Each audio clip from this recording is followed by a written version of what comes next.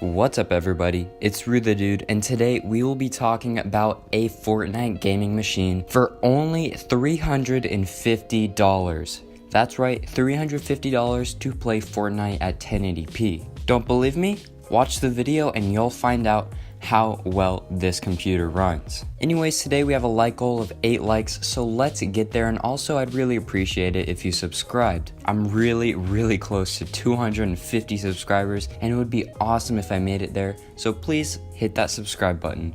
And let's get straight into it. So, starting out, we have the AMD Ryzen 5 2400G quad-core processor. Now, this is one of the new line of Ryzen processors that AMD came out in February that has integrated Vega graphics in it. And apparently, these integrated graphics are super good. So good that if you click on the link in my description, you'll see how well it runs Fortnite. It runs Fortnite from 50 to 80 frames per second at 1080p. You won't believe it, it's just an incredibly good CPU with integrated graphics. And it's only $162. However, it does come with one problem, but don't worry, it's super easy to fix if you have like a half hour available. So pretty much there are no new motherboards that are BIOS compatible with the CPU, which basically means you need to upgrade the BIOS of your motherboard by putting an older Ryzen CPU in the motherboard. So some of you may already have a Ryzen processor with the AM4 socket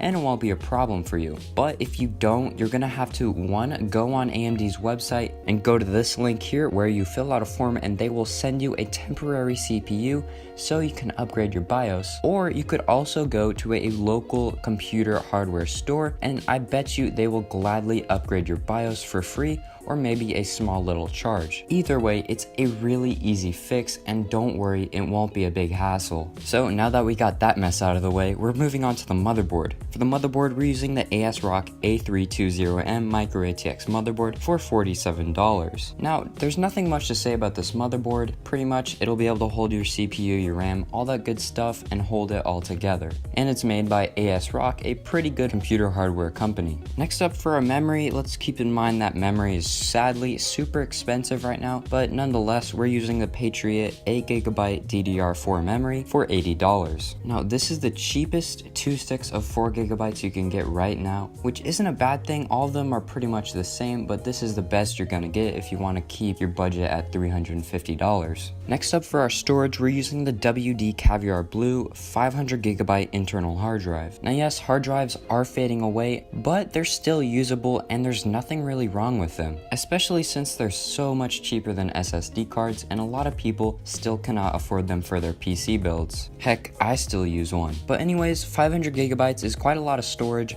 for your PC. There's nothing wrong with 500GB, especially since you can upgrade anytime externally or internally. Next up, for the case, we have the Cougar MX330 ATX case. Now, this is actually a really good looking case for $25. I think it's on sale or something, but either way, it has a full see-through panel so you can see the internals of your computer, which I know a lot of PC gamers really like. Finally, we have our power supply. We're using the Corsair CX 450W 80+ bronze certified power supply. I've used this for so many of my builds and I'm using it today once again. It's just a great cheap power supply that is always on sale for only $20. So I highly recommend you buy this part first since it's on a $20 sale, and I'm not too sure when that sale is going to go away. So go ahead and buy yourself a CX 450W 80+ bronze certified power supply. So yeah, let's watch a video of the Ryzen 2400G in action.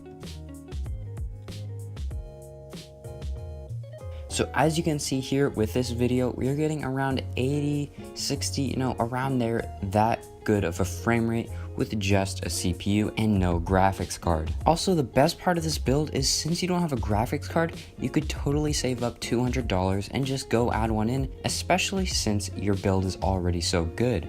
So yeah, that's gonna do it for this video, guys. If you liked the video, drop a like. If you have any comments or questions, drop a comment. And if you like the content you're seeing and want to see more of it, drop a sub. Thanks for watching. Peace out.